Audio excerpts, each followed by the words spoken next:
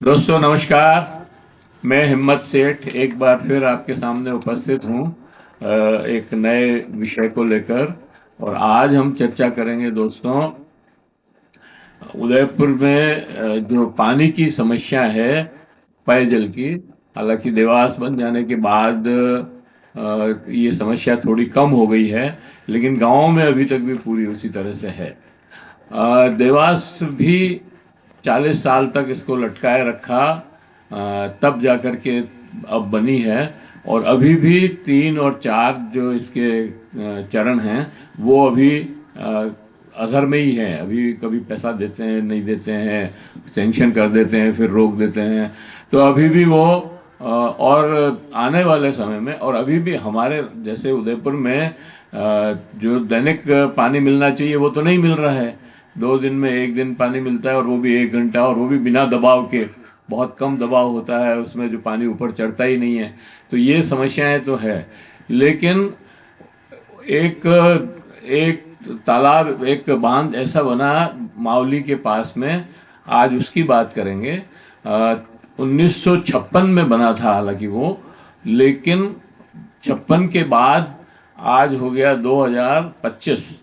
तो लेकिन वो इन 55-60 सालों में केवल 2-3 बार उसमें पानी आया। मतलब वो भरा पूरा, बाकी कभी कभी नहीं भरा।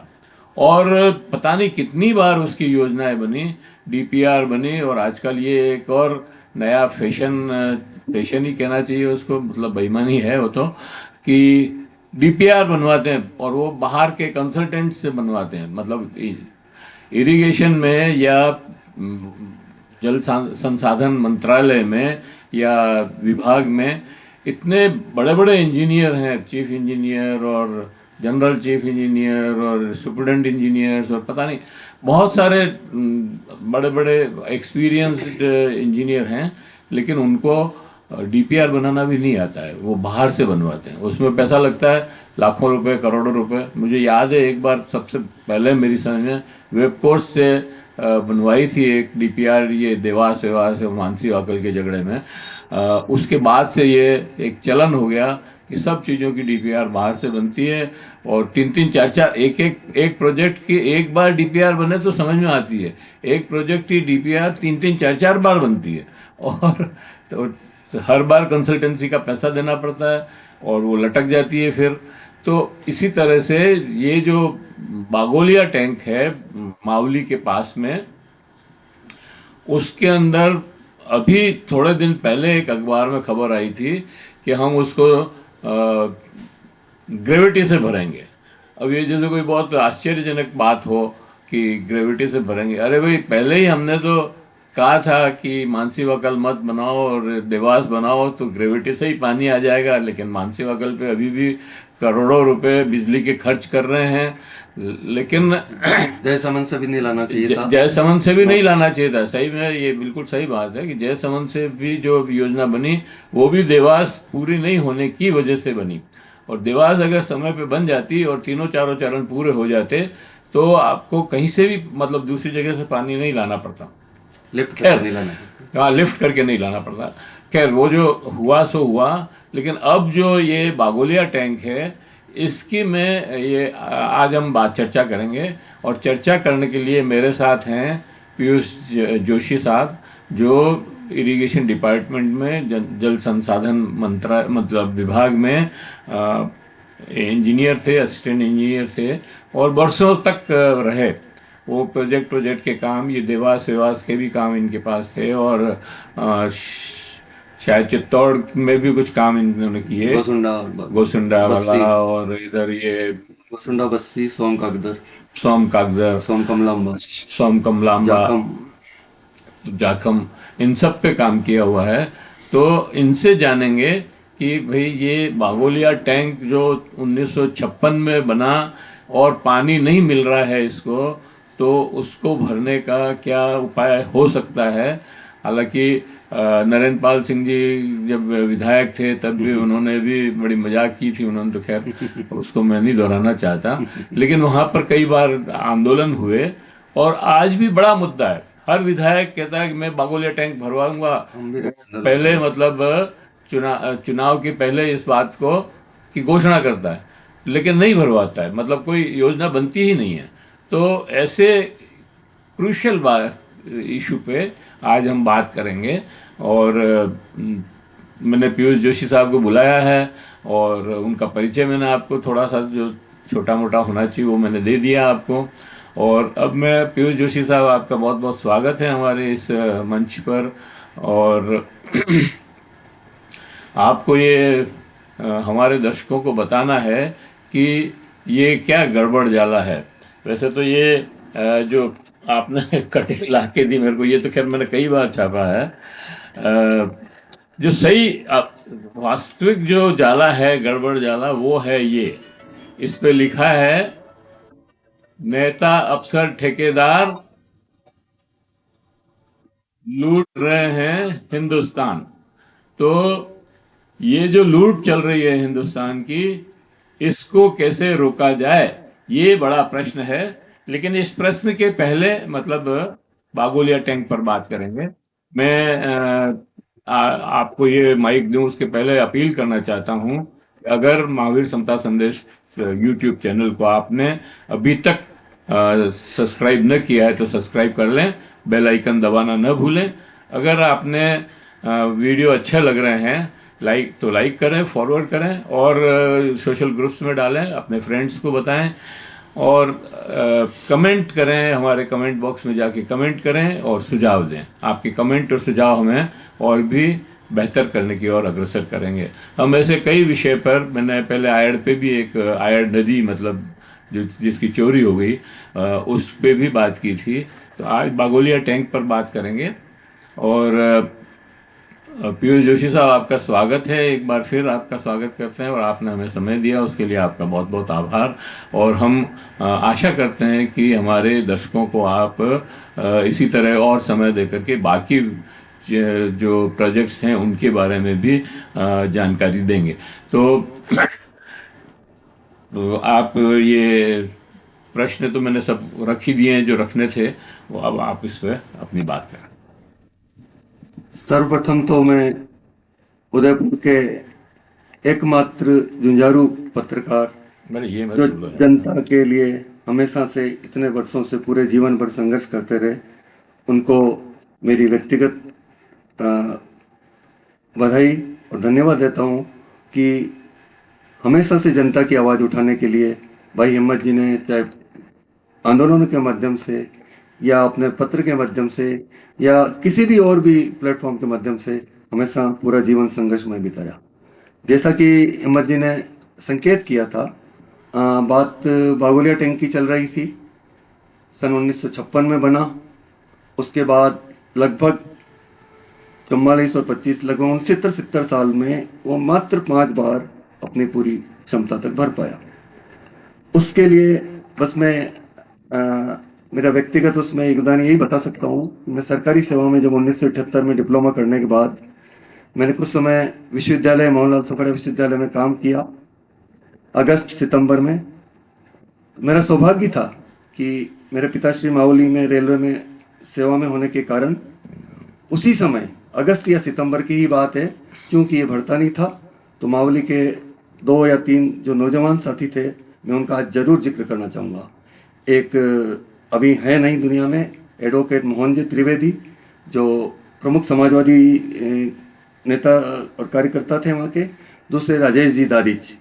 और तीसरा नाम मैं लेना चाहूँगा, एक एडवोकेट थे बंसीलाल जी मंडोरा, वो भी दिवंगत हो गए हैं। और पलाना से जो आज शहर में कॉमरेड रामचंद्र जी शर्मा और इनके बड़े भ्राता राधेश्याम जी शर्मा उस आंदोलन को शुरुआत करी कि सरकार बदली है। 77 में सरकार बदली, जनता की सरकार आई, तो लोगों ने सोचा कि 47 से 77 आ गया, 30 साल हो गए, इस तालाब का कुछ नहीं हुआ और पानी आता नहीं है। तहसील बहुत बड़ी है, पीने के लिए रेलवे का माध्यम होने के कारण दूर दूर से वहाँ पानी के टैंकर आते थे। रेलवे कॉलोनी में भी वो टंकी में चढ़ाए जाते थे। उसके बाद रेलवे कॉलोनी में और इंजन, जो उस समय भाप के इंजन थे, पानी के लिए उनकी सप्लाई होती थी। शहर और वहाँ का जो शहर और कस्बा है, उसकी हालत तो और अत्यंत दयनीय थी। उसका जो जलदाय विभाग था, उसके पास अपना कोई सोर्स ही नहीं था उस समय। तो वो जनता को कैसे पानी पिलाए। उनको 3-4 महीने गर्मी में जनता का बहुत आक्रोश का सामना करना पड़ता था। तो उस अगस्त सितंबर के माह में एक आंदोलन चला, बागोलिया भरो संघर्ष समिति बनी, और उसके संयोजक एक कॉमरेड मोतीलाल कुली थे, वो कुली एसोसिएशन के अध्यक्ष थे, वो भी उसके संयोजक थे, रोशनलाल सामोता थे। इस तरह से एक 10-11 जनों का ग्रुप बना था जो उस कमेटी को कि बागोलिया का आंदोलन भरो। सरकार बदली है, नरेंद्र पाल सिंह जी चौधरी बहुत सालों बाद जो हमेशा से चुनाव लड़ते रहे, जनता के प्रतिनिधि आए तो हमारी बात जनता तक जाएगी और हमारी सरकार बागोलिया टैंक को बढ़ने के लिए कुछ न कुछ प्रयास करेगी। तो उस आंदोलन के दौरान मेरा सौभाग्य था कि मेरा अपॉइंटमेंट जब नवंबर में विभाग में आया, उसके पहले मैं अगस्त से लेके ज्वाइनिंग के पहले तक मैं उस तहसील के सामने जो भी धरना हुआ, मैं उस धरने में एक सत्याग्रही के रूप में शामिल हुआ। और मैं बस इसीलिए सौभाग्यशाली मानता हूँ कि जो बात 77-78 में वहाँ की पब्लिक ने उठाई थी, जनता ने उठाई थी, वो आज 25 में भी यदि 1-2 साल और लगेंगे, अभी टेंडर हुआ है, मैं तो जब पानी मिल जाएगा तभी मानेंगे कि माहौली की तहसील की जनता की प्यास बुझी है। तो इसके लिए सर्वप्रथम जल संसाधन विभाग ने 1956 में जब ये तालाब बनाया, सिंचाई विभाग होता था, एक बार मुझे याद है कि उस समय एक बार इतनी तेज बारिश आई थी, सारी रेलवे कॉलोनी मावली की खाली करा के उनको रेलवे स्टेशन पे शिफ्ट किया कि इतना बागोलिया टैंक में पानी आया और वो नदी जो नीचे वल्लभनगर में पानी जाता था कि शायद रेलवे कॉलोनी बह जाए। बस वो अंतिम समय था कि पानी का, उसके बाद बागोलिया ने पानी नहीं देखा। तो 1956 के बाद नहीं भरने के कारण फिर जब आंदोलन हुआ, जैसा हिम्मत जी ने कहा कि अब तो विचित्र स्थिति है, विभाग में पूरा संसाधन, पूरा मैन पावर, IITs, इंजीनियर, अच्छी इंजीनियरिंग कॉलेज से पढ़े हुए लोग संपन्न हैं, कनिष्ठ अभियंता से लेकर मुख्य अभियंता, और बड़ी फौज है। उसके बावजूद भी हम प्राइवेट इंस्टीट्यूशन से, प्राइवेट कंपनियों से जिनकी कोई ऑथेंटिसिटी नहीं है, उनसे DPR बनाता है। ये जनता के साथ भी धोखा है और जनता के टैक्स के पैसे का भी दुरुपयोग है। एक्चुअली इसमें विभाग की कोई गलती नहीं है। जो ऊपर जो सेक्रेटरीट में जो पंखे के नीचे बैठ के जो बड़े लोग काम करते हैं, या एसी के नीचे, एसी के नीचे बैठ के सचिवालय में, और बड़े लोग जो ब्यूरोक्रेसी के लोग हैं, वो बैठ के इस प्रकार की वातावरण बनाते हैं कि विभाग से करवाएंगे तो धीरे होगा और अच्छा नहीं होगा, तो हम किसी कंपनी को इस प्रकार की DPR के लिए दे दें। तो उसमें मैं नहीं जाना चाहता कि उसके लिए किसके वेस्टेड इंटरेस्ट हैं। तो अपन सीधी बात करेंगे बागोलिया टैंक के भरने के लिए। तो प्रथम प्रधानमंत्री जो पंडित जवाहरलाल नेहरू थे, उनके मंत्रिमंडल में डॉक्टर KL राव सिंचाई मंत्री हुआ करते थे। वो बहुत लर्नेड आदमी थे, उन्होंने सिंचाई विभाग के लिए बहुत अच्छा काम किया। ये उन्हीं के नेतृत्व में भाखड़ा नांगल हुई, जो भी प्रथम पंचवर्षीय योजना के बाद जो बड़े बड़े बांधों का जो निर्माण की जो शुरुआत हुई, ये उन्हीं के कार्यकाल में हुई और काफ़ी कुछ इम्प्लीमेंट है। और आज हम उसको देखते हैं कि कहीं बिजली बन रही है और कहीं सिंचाई का जो पंजाब वगैरह जो सरसब्य है, आज उन्हीं के विजन की वजह से है। तो उस समय नदियों को जोड़ने का एक बहुत बड़ा प्लान उन्होंने उस जमाने में दिया था। देखो उनकी दूरदर्शी था उस समय की। हिमालय घटक के 30 प्रोजेक्ट का आपस में कि जो लिंक बाढ़ के कारण वेस्ट पानी चला जाता है दूसरी लिंक से, तो उसकी लिंक रिवर बेसिन्स चेंज करके जो फ्लड वाला पानी है उसको ड्रॉट वाले पानी में ले जाके उपयोग करें, तो जहाँ बाढ़ आएगी वो भी राहत मिलेगी और जहाँ सूखा है उसको पानी मिलेगा। तो इसी प्रकार की 30 योजना थी। उसमें राजस्थान से 3 योजनाएं थी, यमुना राजस्थान, राजस्थान साबरमती और पार्वती काली सिंध चंबल। तो ये जो राजस्थान साबरमती है, ये उसी का एक हिस्सा हम जो देवास के रूप में उदयपुर में देख रहे हैं उसी। तो बागोलिया टैंक को भरने के लिए काफ़ी प्रयास हुआ। तो 77 में जब पहली बार प्रयास किया गया, जवाई डैम भरा, वो भी इसी जवाई डैम के लिए भी सही बांध बनाया गया तहसील में, और उसको टनल के द्वारा जोधपुर शहर पूरा साबरमती को ही शिफ्ट किया। और उस जमाने में टनल मैनुअली बनाई गई जी, और बना के उसको जोधपुर कई वर्षों तक पानी पिया। जोधपुर नहीं तो प्यासे मर जाता, जोधपुर के पास पानी था ही नहीं। तो इसी तरह से जब हम बात करते हैं बागोलिया टैंक की, तो उस समय DPR बनी थी नाथद्वारा तहसील के पास, जो ननसमन बांध है उसके नीचे एक मांडक नाला करके था, उसकी DPR बनी थी।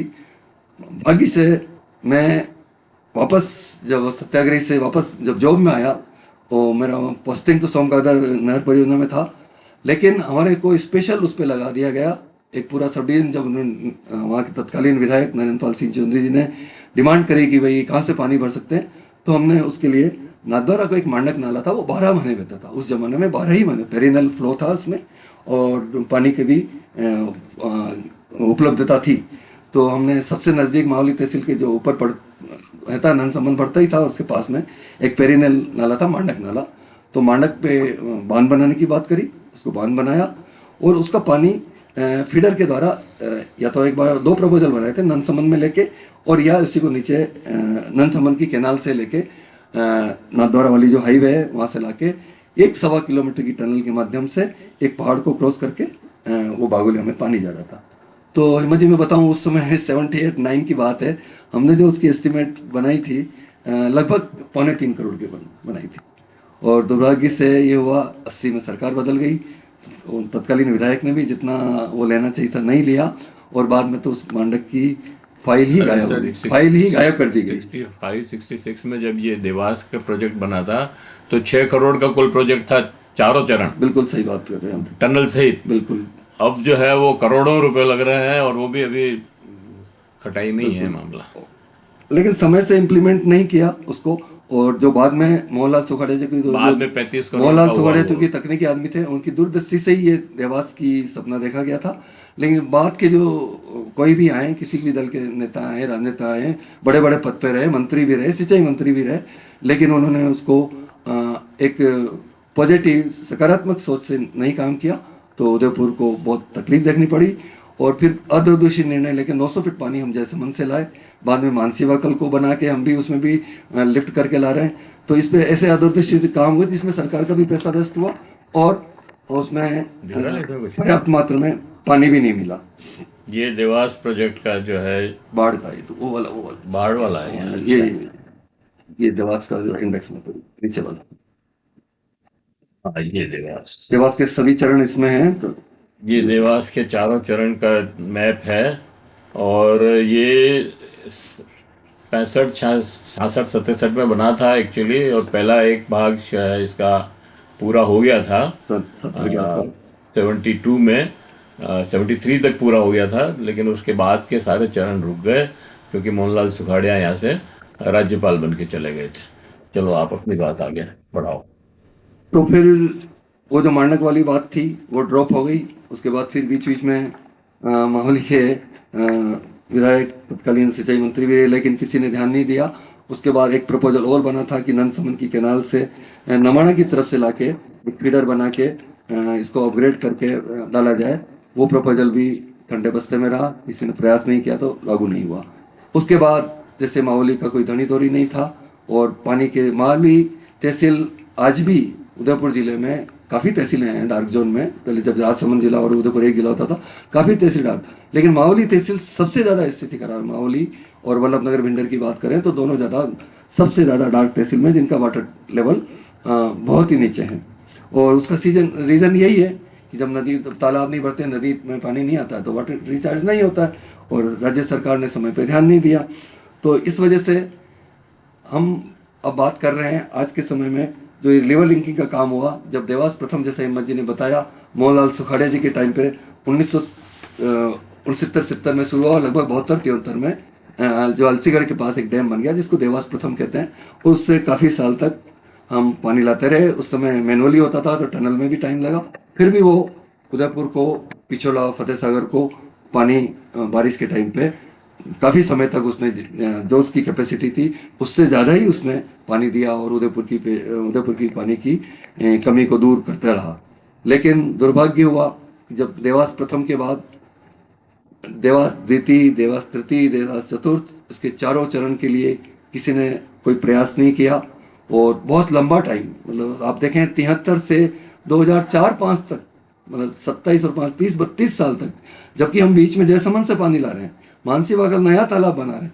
और उस समय तत्कालीन जो यहाँ के जागरूक लोग थे उन्होंने राज्य सरकार को कहा भी सही, श्री चरण माथुर मुख्यमंत्री थे, कि बहुत अनवाइज स्टेप है। वहाँ के उस समय सेक्रेटरी थे PN भंडारी, उनसे भी कहा कि ये 900 फीट पानी जयसमंद का ऊपर लाना, पाइपलाइन की लिमिटेशन है और पावर खर्च होगा। ऐसे ही मानसी वकल का भी विरोध किया, लेकिन उस समय उनकी बात को नज़रअंदाज किया गया और कुछ राजहट और इस हट के कारण जो अनफिजिबल प्रोजेक्ट थे, जो कॉस्टली थे, जिनसे पर्याप्त पानी नहीं मिल रहा था, लिफ्ट करके लाना पड़ा, पावर का भी कंजम्पशन था, तो भी जिद करके जयसमंद को भी बनाया गया और मानसी वाकल को भी बनाया गया। उस समय जो पॉलिटिक्स थी उसमें मोहनलाल सुखाड़िया को नीचा दिखाने के लिए बिल्कुल सही कह रहे हैं यहाँ आप। से जो है जो बजट यहाँ का था वो ट्रांसफर किया गया जोधपुर। बिल्कुल सही बात और बता रहे वो हैं, सही जोधपुर कह रहे के हैं ही आप। यहाँ पे एक एग्जीक्यूटिव इंजीनियर थे जिन्होंने कहा कि ये तो वाइबल ही नहीं है बिल्कुल सही है। प्रोजेक्ट। और हम्म। उस तो इस तरह की पॉलिटिक्स की वजह से भी फेल हुआ। हाँ और फिर आरएसएस, ये बीजेपी के लोग जो थे, मतलब भानुकुमार शास्त्री विधायक हो गए थे तो उनकी वजह से भी लटका रहा। और बाद में गुलाब चंद कटारिया ने तो बहुत सालों तक लटकाया इस प्रोजेक्ट को। तो खैर वो अब उस पर बात करने का कोई मतलब नहीं है। हाँ, लेकिन जब बाद में वापस 3-4 में वापस लगा कि उदयपुर बढ़ रहा है और पर्यटन बढ़ रहा है, झीलें खाली रहती तो पर्यटन पे उसका विपरीत प्रभाव पड़ता है, तो जनता की किसी को चिंता नहीं थी। पर्यटन के और जो होटल मालिक जो थे या यहाँ की ये जो पर्यटन लॉबी थी, मेरे को कहने में कोई अतिशयोक्ति नहीं है, उसके दबाव में समझें या उनके कि भाई झीलें खाली रहती तो बड़ी बड़ी होटलें जो अंदर लेक पैलेस वगैरह हैं उनका बहुत मुश्किल हो जाता है और सारी होटलों पे विपरीत प्रभाव पड़ता है।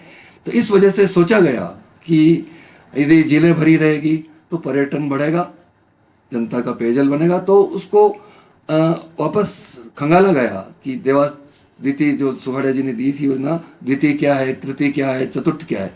जबकि देवास प्रथम तो बहुत कम कैपेसिटी का पानी था, अलसीगढ़ में जो बहुत छोटा टैंक बना था, 1-1.25 किलोमीटर की टनल उस समय मैनुअली खोद के बहुत कम पानी आता था, 125 MCFT के आसपास ही पानी था और वो बारिश में ही पानी ला सकता। तो जब देवास द्वितीय की बात आई तो 3-4 में वापस इसकी सर्वे की और विभाग नहीं करी। उस समय हिम्मत जी मैं आपको बता दूं, कोई DPR किसी कंसिंग ने एजेंसी से नहीं बनाई, हमारे विभाग के कनिष्ठ अभियंता और उन्होंने ही सर्वे करी इसकी। टोटल स्टेशन नई चीज आ गई थी एक, जो पहले अपन थियोडोलाइट और लेवलिंग इंस्ट्रूमेंट से करते थे, तो टोटल स्टेशन से थोड़ी सर्वे फास्ट होती है और एक्यूरेसी ज़्यादा आती है। तो हमको पहाड़ों में सर्वे करने में हमारे विभाग के इंजीनियर, हम लोग खुद भी उसमें शामिल थे सर्वे में, तो उसमें किसी को दिक्कत नहीं आई। और बहुत कम समय में, क्योंकि हम जानते थे कि उदयपुर की भागीरथी है ये और उदयपुर का इसी से विकास संभव है और उदयपुर की पेयजल की समस्या, तो हम उदयपुर के बासिंदे होने के कारण सभी को इससे लगाव था कि पानी किसी भी प्रकार से हमको देवास का लाना चाहिए, जो गुजरात बह के इतने सालों से व्यर्थ जा रहा है। तो उसकी तो बहुत शीघ्र गर्मी के दिनों में सर्वे करके DPR बनाई गई और राज्य सरकार को सौंप दी गई। राज्य सरकार को सौंपने के बाद उस समय उसमें एक ही दिक्कत आई थी कि यदि टनल हम छोटी बनाते हैं तो जो उसको काम करने में जो दिक्कत आएगी, यदि गाड़ी वगैरह अंदर नहीं जा पाएगी, तो जो हमने इनिशियली जो बहुत एडमिनिस्ट्रेटिव प्रोजेक्ट था पुराना वाला, उसमें टनल की साइज काफ़ी कम थी, बहुत छोटी थी। तो उसमें ये दिक्कत आती है कि उसके जो मलबा है और उसमें बरसों लगते हैं। और अब तो जब मशीन से होने लग गया है तो डंपर उस वगैरह, समय ये जेसीबी वेसीबी जेसी नहीं वगैरह थी नहीं ना। होती थी, डंपर भी ये होती नहीं थी, वो मैनुअली होता था तो हो जाता था ऊपर से लिफ्ट लेके, तो भी समय। अब जब अपने पास इतना एडवांसमेंट इक्विपमेंट होने लग गए तो उसको जरूर 3.8 से उसको रिवाइज करके उसकी टनल की साइज बढ़ाई गई ताकि जल्दी से वर्किंग के वो मिले और डंपर वगैरह जाके वो उसका फायदा भी मिला। बहुत जल्दी उस टनल जो 11 किलोमीटर की थी और एक 1.5 किलोमीटर की मादरी से बाद जल्दी में थी। तो मशीन भी आ गई तो थी डायरेक्ट हाँ, खुदने तो वाली। ये नहीं, देवास द्वितीय पूरा मशीनों से ही बना, इतना जल्दी बनने का कारण भी मशीन और एडवांस टेक्नोलॉजी की वजह से ही था।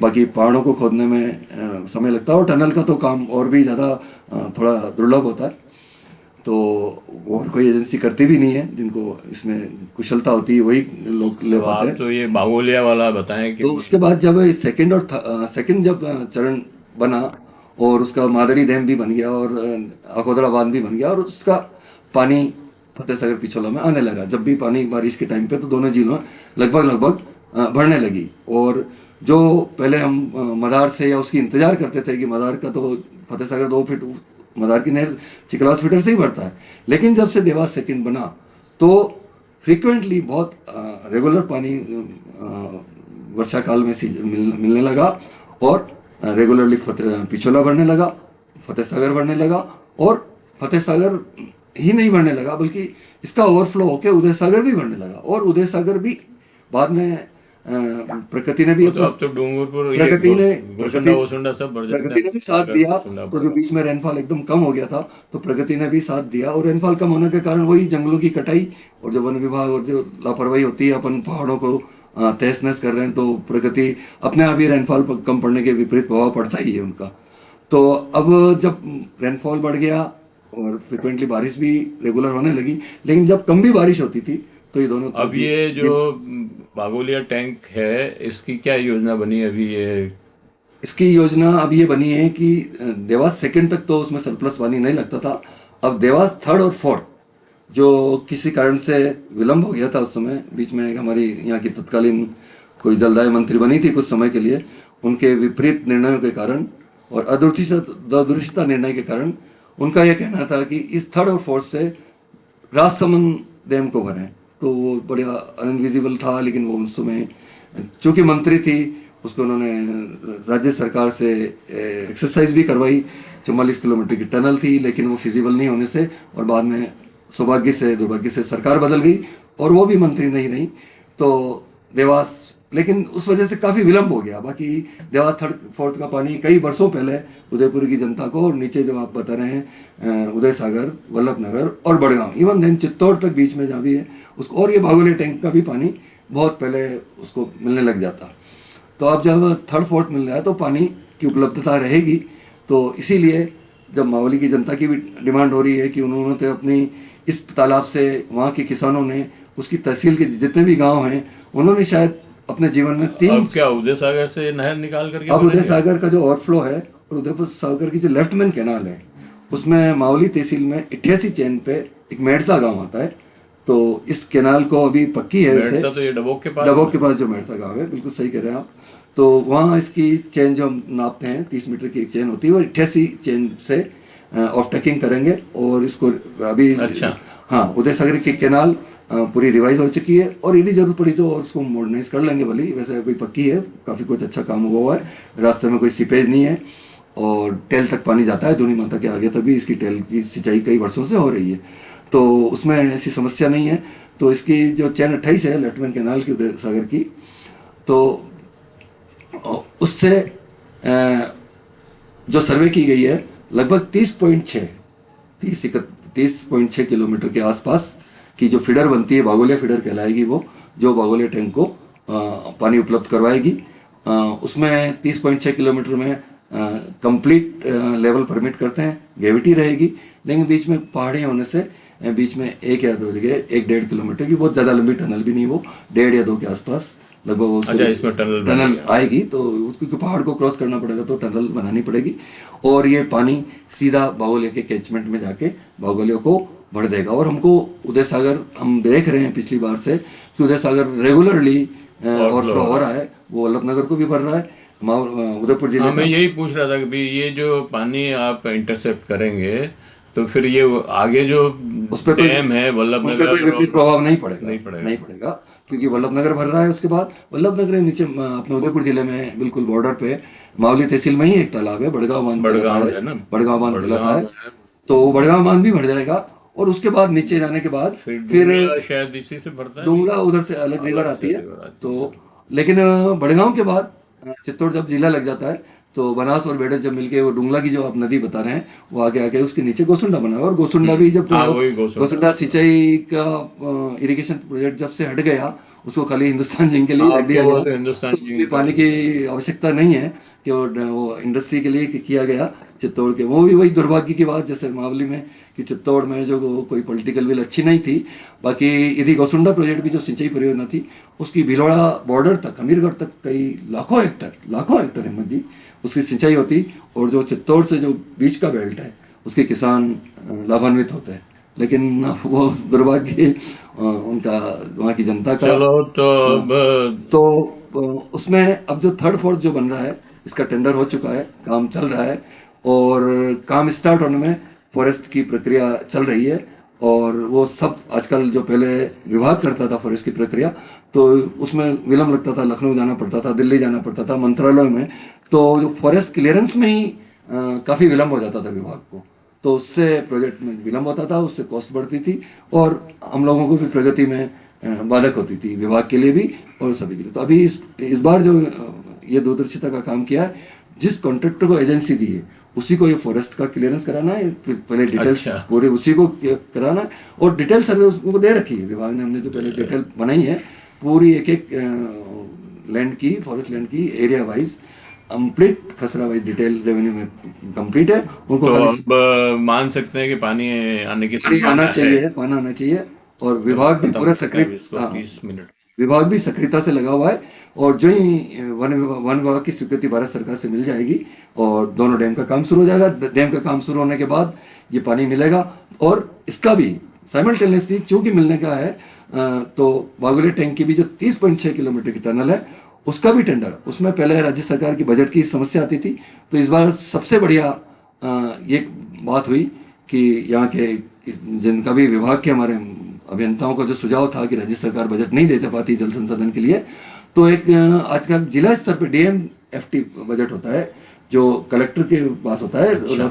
और वो जो राजस्थान में जहाँ माइनिंग सेक्टर है ना हिम्मत जी, जहाँ पे, तो वो एक बहुत बड़ा फंड इकट्ठा होता है जो रॉयल्टी वगैरह आती है ना इससे, तो उसको डायरेक्ट उसी एरिया में ही खर्च करना होता है। तो ये उदयपुर जिले का सौभाग्य, मावली के बागोले टैंक का सौभाग्य, और जनता का सौभाग्य, वहाँ के किसानों का सौभाग्य कि इस चलो बागोले अभी टैंक को खत्म करते हैं बनने में इसको। कोई दिक्कत नहीं आएगी। टेंडर हो चुका है और शीघ्र 3-4 भी बन जाएगा और बागोले टैंक में भी पानी भरना चालू हो जाएगा, तो वहाँ की पानी की समस्या सोल्व हो जाएगी।